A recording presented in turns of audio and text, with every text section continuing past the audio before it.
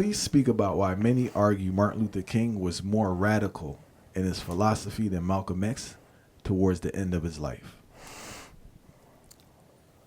I don't agree with that observation. I think that both of them are going through extreme changes in various ways towards the end of their lives.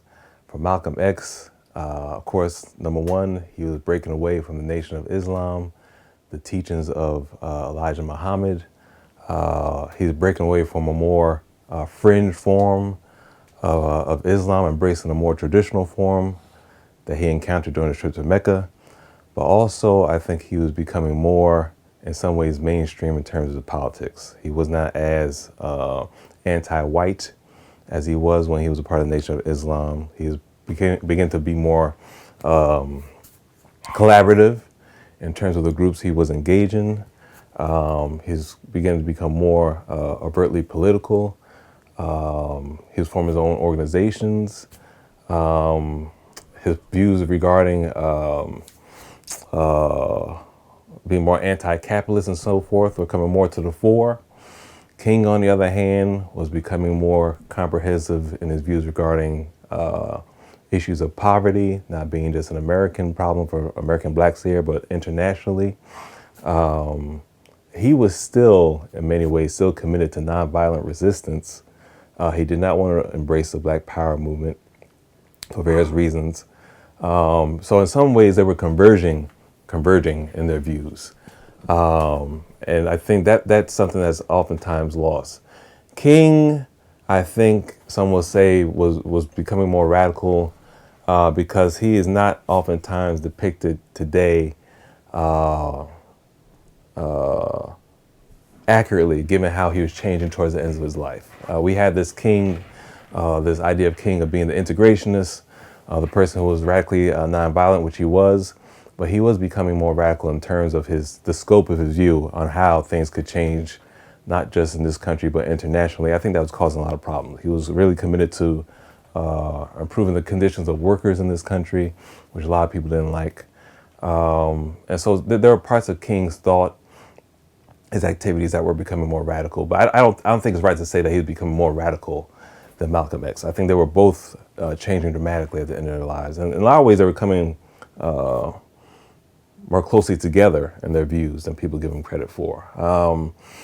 They only met once in their lives, and had a brief personal conversation once. But as far as their views and kind of the things they want to be a part of and how they thought the country should change, they were kind of converging in a lot of ways, in some ways. I mean, Malcolm X was still a nationalist, King was still an integrationist, but to say that he'd become more radical than Malcolm X, I don't think that was the case at all. I have two questions. What sparked King's interest in fighting poverty? Are you aware of that? Yeah. I think King, now one of the main differences between King and Malcolm X is the way their upbringings, their childhoods. King had a life of comfort in a lot of ways, and Malcolm X struggled mightily with poverty because his father died when he was very young.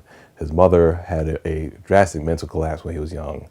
And so he was really a person who experienced extreme poverty during his youth, whereas King came up in a very middle-class environment. King chose, in many ways, to live a life of poverty as he got older. Poverty is probably too strong a word, but he didn't. He could have had a very comfortable life financially. He could have stayed in the church. He could have become an academic, had a comfortable academic job, and probably still participated in the civil rights movement.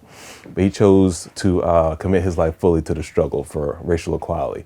So I think his experience not having the comforts of the church, not having the comforts of an academic job, a part of his campaign, they went to Chicago. He maintained residence in Chicago, and he experienced living amongst the poor there for a period of time. So I think his own life experiences gave him more a sense of what it was to live in poverty as he got older, not when he was younger. Whereas for Malcolm X, his own experiences during his whole childhood and even later in life, Malcolm X never had any financial security. And so he understood what it was to live like that in a much more profound way than King ever did. But King, I guess, through certain experience that when he got older, began to recognize how impactful poverty was, not just race, but also class, on a person's sense of well-being. And I've heard numerous leaders speak about this. There seems to be a disconnect with this generation in regards to when you are doing the work, and having financial security? It's a sac. Well, they both made a conscious choice to do away with the comforts of wealth. Now, King, I think even more so than Malcolm X, could really exploited his position and had a lot of financial gain because he was the orator, the connections he had through the Southern Christian Leadership Conference. Again, could have had a comfortable academic job, his role as a pastor of a church, but he decided not to do that. But I mean, I think for King and for X, I recognize that allowed them a certain amount of freedom to not to have to rely on their livelihoods from certain benefactors who, you know, once they control or once they contribute a certain amount of financial support to an organization, they could kind of control the message as well. I think they understood that very early on. So they kind of cut those ties and allowed them to be kind of free in what they would express. And last question in regards to Malcolm X and the growth of his philosophy. Do you think he experienced a lot of internal conflict while he was still with the nation? Because it seemed like his views changed, but he wasn't able to express them because they didn't coincide with the views of the nation at the time. Oh, definitely. Definitely. I think this is an interesting point. This might take us a little bit off topic, but when Malcolm X joined the Nation of Islam, Elijah Muhammad was the unquestioned leader of the organization. They still paid homage to W.D. Farad and so forth, but he was an unquestioned leader. A problem with institutions when they become stronger, because the Nation of Islam was not really prominent before he got there. He really grew the organization in sort of terms of the number of mosques, in terms of its prominence amongst the media and so forth. Malcolm X really grew the nation a great deal. All right. A problem with institutions when they grow is that leaders at the beginning of these organizations are usually viewed as being charismatic figures, right? Once the institution becomes established and once it begins to grow, charisma starts to wane as the institution becomes more important. Now, they had a problem in the Nation of Islam in that even though Elijah Muhammad was the leader, Malcolm X was seen as being far more charismatic. Elijah Muhammad was never a great public speaker. He didn't have the personal charisma that Malcolm X had. So that, of course, caused a great amount of tension, where, you know, the young minister is the one who seems to be growing the organization so much. But there's another point to be made in that there's some question as to how much the Nation of Islam was a religious organization for Malcolm X or was seen as like a social political organization, right? Some believe he really had a religious awakening when he went to Mecca. For many, he viewed the nation as being a means of creating social change, not really religious change. But the conflict for Malcolm X was that the Nation of Islam never sought to be a political organization, right? They didn't demonstrate, they didn't protest.